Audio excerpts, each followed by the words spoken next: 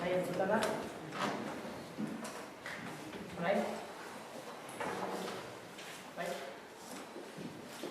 Lehenik eta behin, ireki iniziatibaren sustatzaileak zoriondu nahi ditugu, lantokietan jasotako sinadura kopuruagatik. Foro sozial iraunkorretik, sinadura hauek gure gain hartzen ditugu gaur hemen. Bai sinadurak, baita horrek suposatzen duen ardura ere. 80.929 herritarren aldetik eskaera zehatza jaso dugu, eta eskaera horri erantzuteko ardura gure gain hartzen dugu. Izen eta abizenak dituen eskaera da hau, eta mezua argia duena. Akordio transversal eta bateratzaileen norabidean lanean jarraitu ezazue. Preso dauden pertsonen arazoaren konponbidea zentzuzko epe batean eta zentzuzko bideetatik egitea ahalbideratze aldera. Eskerrik asko lan itzela egin baituzue. Eta zorionak jendarteari ematen diguzuen ahalduntzea ere bere bizikoa baita. Baina bide hau ezin du gizarte zibilak berak bakarrik egin. Erakundeen laguntza ere behar du. Hori dela eta, Foro Sozial Iraunkorrak Eusko Legebiltzarrean eta Nafarroako Parlamentuan sinadura hauek entregatzeko konpromezua hartzen du. Zentzu horretan, hurrengo egunetan Aznarez anderearekin eta Tejeria anderearekin hitzorduak finkatuak ditugula jakinarazten dugu. Era berean, sinadurez gain, 4. Foro Sozialaren ondorioak ere emango dizkiegu bi presidenteei. Gogoratzen dugu preso eta iheslarien itzulerari buruzko Foro Sozialaren ondorioak pasaden maiatzaren 18an aurkeztu genituela Iruñeko Tres Reyes hotelean. Ekitaldi hartan, ondorioen inguruan harreman dinamika bat hasiko genuela iragarri genuen, eta agerraldi hau erabili nahi dugu baita ere erronda honen emaitzaren berri emateko. Eta foroak dinamika honen inguruan atera dituen ondorioak azaltzeko. Beraz, maiatzaren 19tik Euskal Erkidego Autonomikoan ondorengo iniziatibak garatu ditugu. Ondorioak Eusko Jaurlaritzari entregatu dizkiogu. Legebiltzarrean, ordezkaritza duten alderdi guztiekin bilerak egin ditugu. Sindikatu guztiekin egon gara. Espainiar eta Frantziako kartzeletan dauden presoen kolektiboaren bozeramaileei bidali dizkiegu ondorioak, eta espetxe politikaren ordezkariei bozeramaile hauekin bilerak baimentzeko eskatu dugu. Harreman dinamika honetatik, Eusko Legebiltzarraren 98%aren eta sindikatu guztien borondatea biltzen duten ondorio hauek atera ditugu. Euskal Gatazka delakoaren ondorioen konponbidean sakontzearen beharra. Indarkeria mota guztien, biktima guztien errespetuan oinarritutako elkarbizitza eraikiz, berriro ez gertatzeko borondatea azpimarratuz.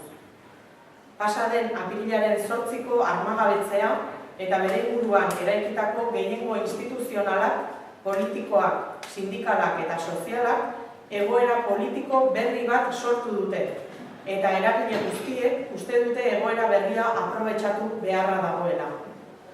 Espetxe politikari dagokionez, alde batetik, egoera berrira egokitzeko beharraren inguruan akordio nahikoa dago. Bigarrenik, gaixo dauden presoen egoera era individualizatu batean eta ikuspegi humanitario batetik, hutsetik hartatu behar dela eta hirugarrenik barkatu urruntze politikarekin amaitu beharraren inguruan akordio zabala dago.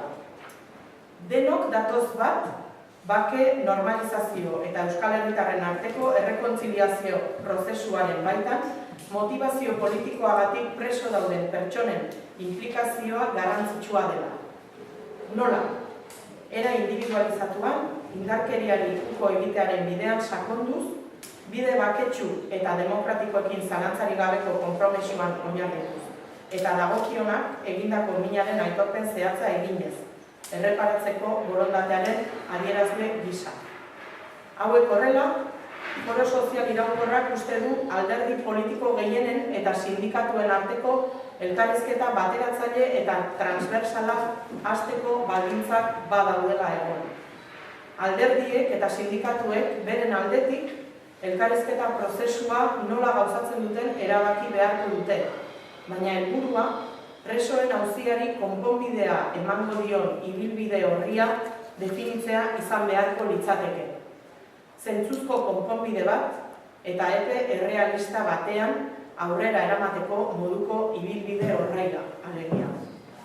Zentzu berdinean, Euskal Preso Politikoen kolektiboa aurrera eramaten ari den eztabaidaren emaitza interes handiz itxoiten ari gara. Gure ustez, emaitza horrek akordio bateratzaile eta transversalau indartu beharko luke. Hori da foroak nahiko lukeen emaitza. Bukatzeko, armagabetze prozesuaren arrakasta ahalbideratu duen moldean sakondu nahiko genuke. Alderdi politikoen eta sindikatuen arteko akordio hau, bigarren fase batean, beste akordio zabalago bat erdiesteko oinarria izango da. Bigarren akordio hau ere, triangulazioan oinarrituta egongo da. Alde batetik, Eusko Jaurlaritza, Nafarroako gobernua eta Ipar Euskal Herriko elkargoa. Beste alde batetik, presoak eta hirugarrenik gizarte zibila.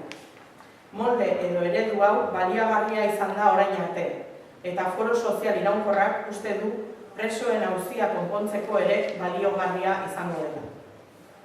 Ezin dugu agerraldi hau bukatu alderdi guztiei dei bat egin gabe.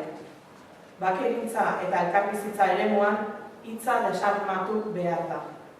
Ideien arteko eztabaida librea errespetatzen dugu, baina era berean, azken egunotan bizi ditugun ikamikek egoera berriak eskatzen duen adostasun transversal eta inklusiboa eraikitze prozesuan ez dutela laguntzen uste dugu.